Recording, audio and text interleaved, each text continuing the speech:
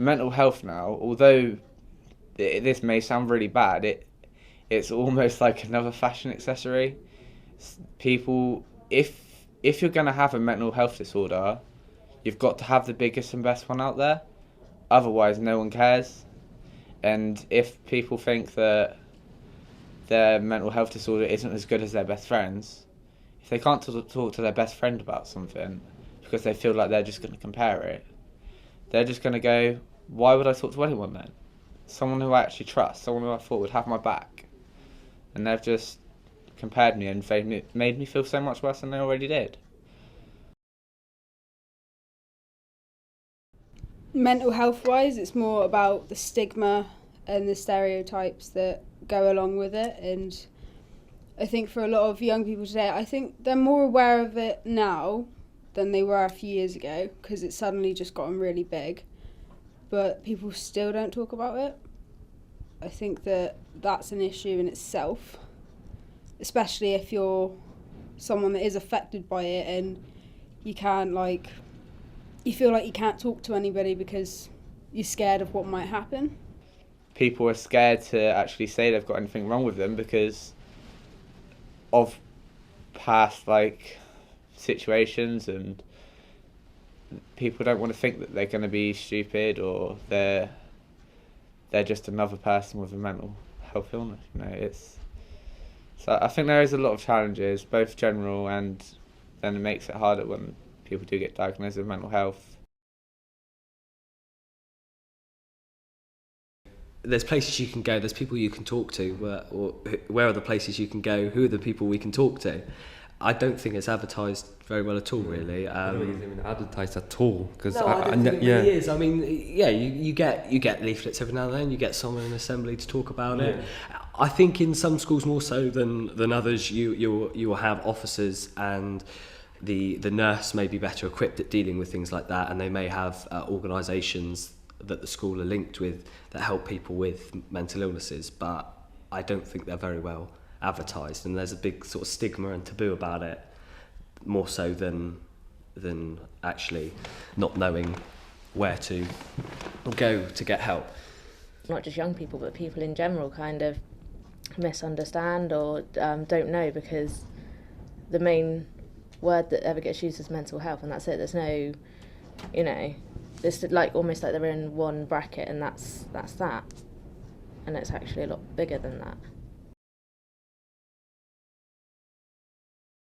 There's one big thing. These social services and these people that do this, do talk to people who are going through these problems. I don't think they're really getting out there that much. There's a lack of awareness about these sort of groups. If I was someone that was going through some problems, maybe I was a teenager, as a child, I wouldn't know who to go, who specialise in mental health, because I don't think these services, one, there's not as much funding going to there for many reasons.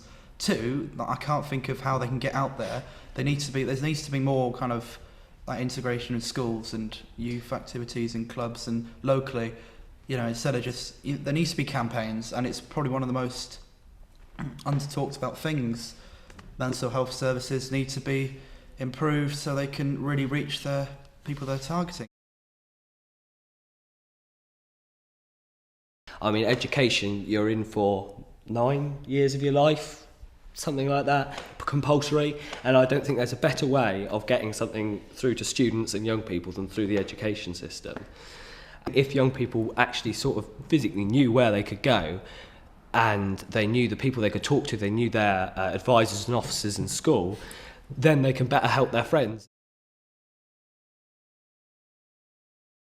You get all these sort of things for major illnesses, but people forget that mental health is a major illness, and it does affect your life, it does affect everybody else's life that is in your circle. I think a lot more could be done about it, and I think a lot more awareness could be raised for it. I mean, the amount that's being done now is okay, but it's not good. Somewhere, it's practically, it's something that you can't miss because it's right in front of you, and celebrities, as we said earlier, are so can be such a positive influence on young people, as someone that young people can be role models for young people. And if they endorse it and they say, if they're even explaining how you can help other people and how you can help yourself, then I don't think there's a better way of getting it across to people. They're on Instagram, they're on Twitter, they're on Facebook every single day. We're always updating it, so they could always do something like give a little mention to a charity about mental health, or they could just help people raise that awareness for it. It's not hard. It takes 2 seconds of your time. Or like people that are in the music industry, they write songs, like about love or about breakups or stuff like that. Like they could quite easily write a song about mental health, and that can actually get a strong message across to a lot of people, because especially young people listen to music all the time, so they'd listen to that.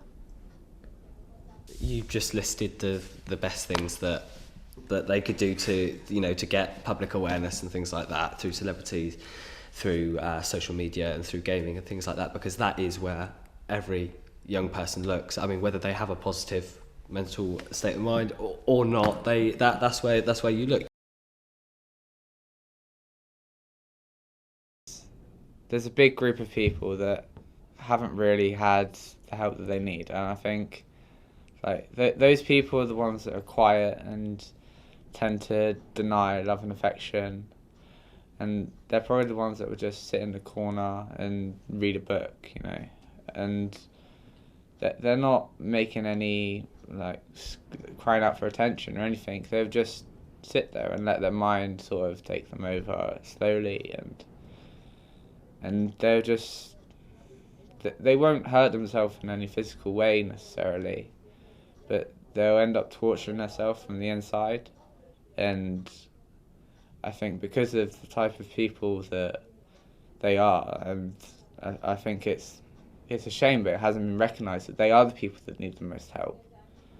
But I think the way to engage and to find those people is really difficult, and that there needs to be some sort of way where we can look at identifying people who really do need that help, because I think a lot of the help that's given at the moment are the people that are crying for attention, and I'm not saying that that's a bad thing at all. People deserve help, with anything they go through, people deserve help, and sometimes you just do need a helping hand. But I think it's a more serious case with those people that aren't crying for help, because they're probably the ones who need it most, and they're just not getting it, and I think that is quite a shame. The point that it all comes down to is this lack of actually understanding for people who aren't in don't have mental illnesses, can't understand and can't relate and can't sort of put an opinion to whether talking helps because they haven't been through it. There needs to be a recognisable route for people to go, like with the child line. There needs to be somewhere people are going to remember. There needs to be, there needs to be something that's going to be recognisable. People are going to remember, and people that if they do come under these issues, that they need to talk to. There needs to be something national. We know that, and it's one of the things that needs to be sorted and fast, because it's not getting the publicity. You can't see whether someone's suffering from mental illness, because obviously it's mental and you can't see that. And I mean, like with physical illness, you go on, I know how to help you with that, and you've got a broken leg, let's take you to the doctor. But I guess it's harder with mental illness, because sometimes you just can't tell.